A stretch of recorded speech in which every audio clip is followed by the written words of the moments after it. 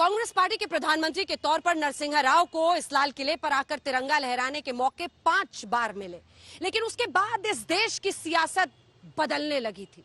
जी हां, बीजेपी ने कोशिश तो की, लेकिन वो सत्ता में नहीं आ पाए।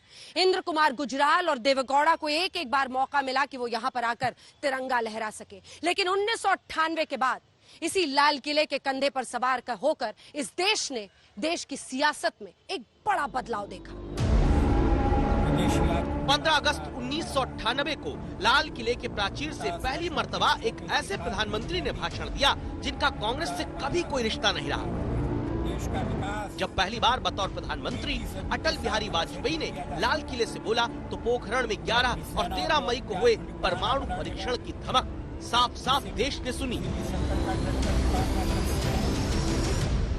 किसी भी संकट का डटकर मुकाबला कर सकें, हमारी स्वतंत्रता और अखंडता अक्षुण्ण रख सकें, इसी उद्देश्य से और केवल इसी उद्देश्य से हमने 11 और 13 मई को पोखरण में अणु विस्फोट किया था। पोखरण का अणु विस्फोट ये एक रात का खेल नहीं था। हमारे वैज्ञानिकों, इंजीनियरों, टेक्नीशियनों और हमारे सुरक्षा बलों के बरसों की तपस्या का यह फल था। प्रधानमंत्री रहते वाजपेयी जब भी स्वतंत्रता दिवस के मौके पर लाल किले आते, पाकिस्तान पर भारत की नीति को लेकर कही गई बातें सुर्खियां बटोरती। पाकिस्तान के मित्रों से मैं कहता रहा हूं, हमें लड़ते लड़ते 50 साल हो गए और कितना खून बहाना बाकी है। लड़ना है हम दोनों को गरीबी से, बेरोजगारी से। लोग आए जाएं, दोनों देशों के चुने हुए नुमाइंदों का भी आना जाना अधिक हो, दोनों देशों के बीच सांस्कृतिक संबंध बढ़ें, बांटने वाली दीवारों में कुछ नए दरवाजे, नए खिड़कियां और रोशनदान खोलें। वाजपेयी के सामने पाकिस्तान से तनावपूर्ण संबंधों के बीच कश्मीर का सवाल भी रहा, जिसे हिंदुस्तान छोड़ नहीं सकता था और पाकिस्तान ऐसा कि छेड़ने से बाज नहीं आता था। स्वतंत्र चुनाव ने इस बात को फिर एक बार साबित कर दिया है कि कश्मीर की जनता ने सीमा पार से आतंकवाद को ठुकरा दिया है। जम्मू कश्मीर तथा लद्दाख के लोग लोकतंत्र चाहते हैं, वे अमन चाहते हैं, अपनी जिंदगी की खुशहाली को देखना पसंद करते हैं। प्रधानमंत्री रहते देश भर में सड़कों का जाल बुनना हो, नदियों को जोड़ना हो, विकास की गंगा लाल किले से 15 अगस्त को बहती दिखती, लेकिन उसी विकास की चकाचौंध से भरा इंडिया शाइनिंग का नारा 2004 के चुनाव में धूमिल पड़ा।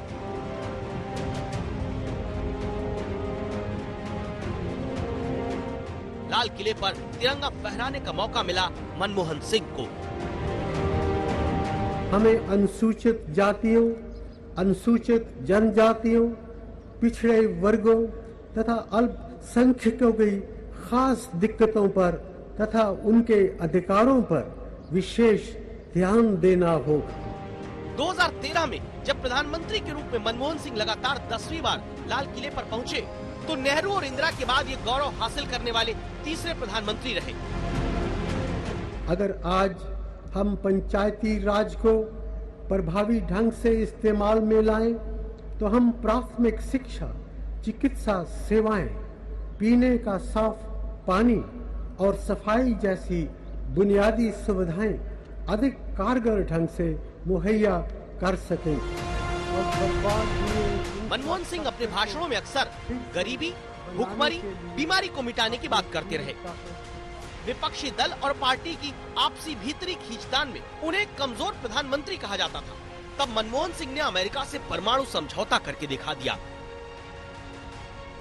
2009 में दोबारा कमान तो मनमोहन सिंह पाए, लेकिन दूसरे कार्यकाल में भ्रष्टाचार के मामलों ने यूपीए सरकार की नींव हिला दी। प्रगति के रास्ते में भ्रष्टाचार एक बहुत बड़ी अड़चन है।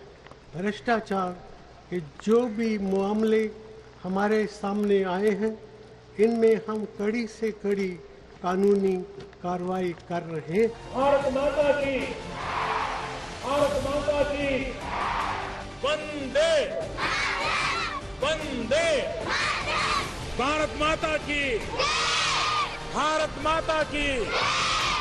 जय हिंद, जय हिंद, भारत माता की, वंदे वंदे